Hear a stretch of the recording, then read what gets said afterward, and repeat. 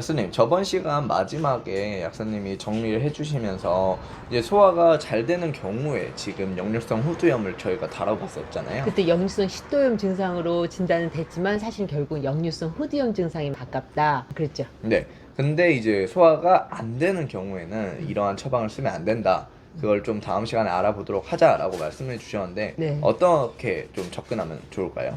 사실 소화가 안 되는 사람의 이런 역류성 식도염 후두염 증상은 기침이 심하지 않아요. 즉 음식을 먹고 기가 치받듯이 기침을 하지 않아. 주로 증상은 목에 뭐가 걸린 것 같아요. 밥을 먹으면 가슴이 좀 그득하고 명치가 답답하고 단단하게 느껴져요. 아니면 아예 위가 움직이지 않는 듯 느껴져요. 라고 하는 담조병에 가까운 증상을 더 많이 호소하죠. 따라서 이런 경우에는 저번 시간에 말했던 이렇게 단순하게 간의 기와 위장의 길 뭉친 걸 풀어주고 촉촉하게 해주는 그런 처방만으로는 이 사람을 고칠 수는 없어요. 이 사람은 이런 역류성 식도염, 후두염 증상을 다 놔두고 평소 소화를 도와줄 수 있는, 즉 담조병을 치료하는 치료가 정말 필요하다고 할 수 있는 거죠. 그러면 사실 담적병이라는 건 예전에도 얘기했지만 갑자기 오는 건 아니잖아요. 이게 쌓여서 올 텐데 처음부터 이분들이 담적병으로 고생하시진 않았을 텐데 어쩌다가 이렇게 소화가 안 되면서 이런 증상까지 나타나는 걸까요? 이런 사람들은 평소 때 약간 신경이 예민한 사람들이 많아요. 특히 몸도 허약하고, 몸이 허약하고 신경이 예민하니까 누가 무슨 소리를 해도 금방 기분이 나빠서 위가 딱 긴장을 하는 거죠. 그래서 평소 때 소화가 가끔 안 돼. 예를 들어 과식해서 소화가 안 되는 것보다는 신경을 썼을 때 좀 소화가 안 됐던 거죠. 이런 사람들이 어느 날 심한 체기가 생겼어. 또 어느 날은 감기가 걸렸는데 그게 소화가 안 되는 게 좀 며칠 됐어. 또는 어떤 일이 생겨가지고 내 마음이 계속 괴로우면서 밥을 잘 못 먹고 소화가 좀 안 된 게 오래되었어. 이렇게 소화가 안 되는 것이 오래 진행이 되면 위장 자체는 자꾸 긴장한 상태를 유지하면서 우리가 마치 긴장을 오래 하면 이 어깨가 굳어지듯이 이 명치 부위도 자꾸 긴장을 하게 되면 이게 점차 굳어지게 되죠.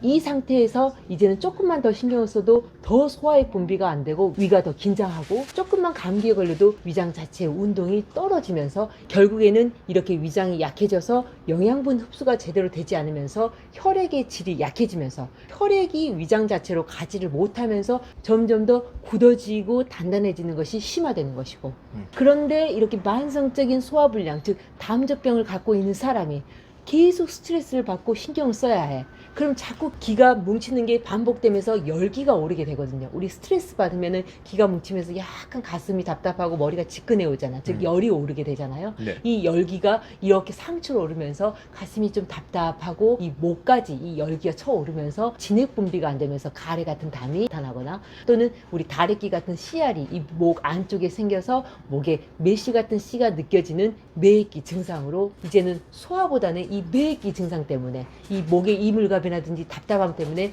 그게 더 불편하다고 호소하는 사람들이 자주 오는 것이죠.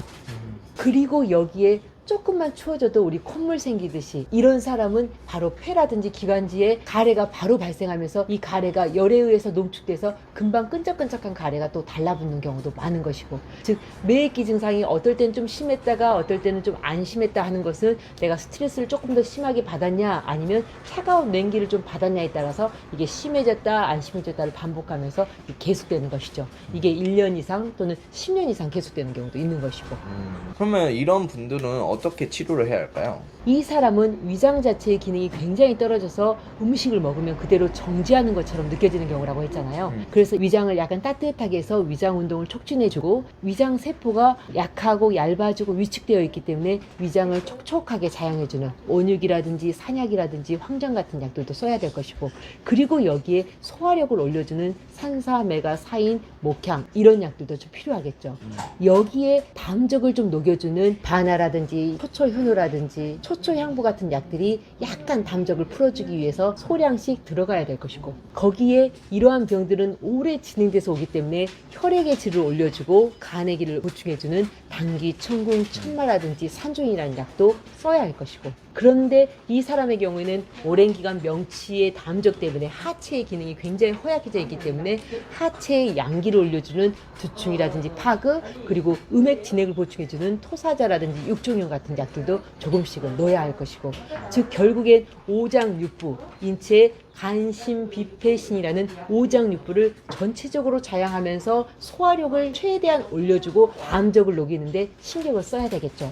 하지만 너무 허약한 경우에는 1차부터 담적을 녹이지 않고 어느 정도 체력이 회복된 다음에 담적을 살살 녹여주는 치료를 하면 좋을 것 같고, 이런 사람이 소화력이 개선되고 오장육부가 전체적으로 좋아지게 되면은 웬만한 스트레스를 받아도 기가 이렇게 올라오지 않기 때문에 매액기 증상은 자연스럽게 없어지게 되겠죠.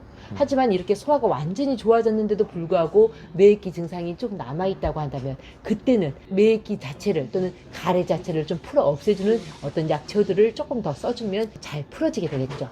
하지만 담적이 있는 상태에서 역류성 후두염, 즉 매액기만 치료하는 것은 근본 치료가 되지 않기 때문에 효과가 있다 하더라도 다시 재발되게 될 수 있을 것이고. 그러면 저번 시간과 다르게 이번 시간은 후두염이나 식도염 혹은 매액기 이 증상을 먼저 보는 게 아니라 여기가 꽉 막혀있는, 소화가 꽉 막혀있는 이 담적을 먼저 풀어주고, 그러면서도 더 중요한 건 소화기관을 따뜻하게 하면서 소화력을 높여주고, 그리고 하체에 양기와 음액 진액을 넣어서 체력 자체를 좀 올려주고, 이 사람이 허혈이 약간 많은 것 같다 그러면 상체 허혈을 약간 내려주는 주교라든지 시오라든지 갈근 같은 약들도 필요할 것이고, 만약에 정말로 심장의 박동이 너무 느리고 약해져서 체력이 극도로 떨어져 있다 그러면은 심장의 양기를 올리는 약들도 소량은 필요할 수 있겠죠. 네. 이게 모든 사람이 같은 처방이 아니라 사람마다 병의 상태라든지 병이 얼마나 오랫동안 진행됐냐에 따라서 처방이 조금씩은 달라질 수 있겠죠. 네네. 그리고 더 근본적으로는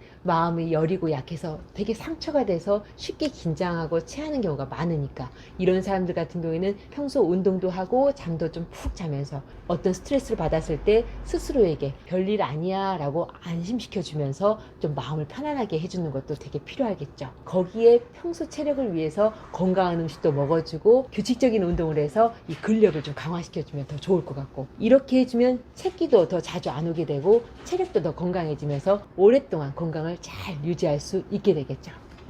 결국엔 역류성 식도염이라든지 후두염이라는 것 자체는 그 증상을 이르는 말이지 그 근본 원리를 이야기한 것이 아니기 때문에 우리는 그 근본 원리인 인체의 기능을 올려주고 마음을 평화롭게 하면서 건강한 음식과 규칙적인 운동으로 몸을 만들어가면 우리가 우리의 건강을 오랫동안 지키는데 도움이 된다고 할 수 있겠죠.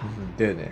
오늘 저희들의 이야기가 만성적인 소화불량과 담적병으로 생긴 역류성 식도염과 역류성 후두염, 목의 이물감인 매액기 증상을 동양의학으론 이를 어떻게 이해하고 치료하는지에 대한 깊이 있는 내용이 되었길 바라며 오늘도 복된 하루 보내시고요. 그럼 다음 시간에 다시 만나요.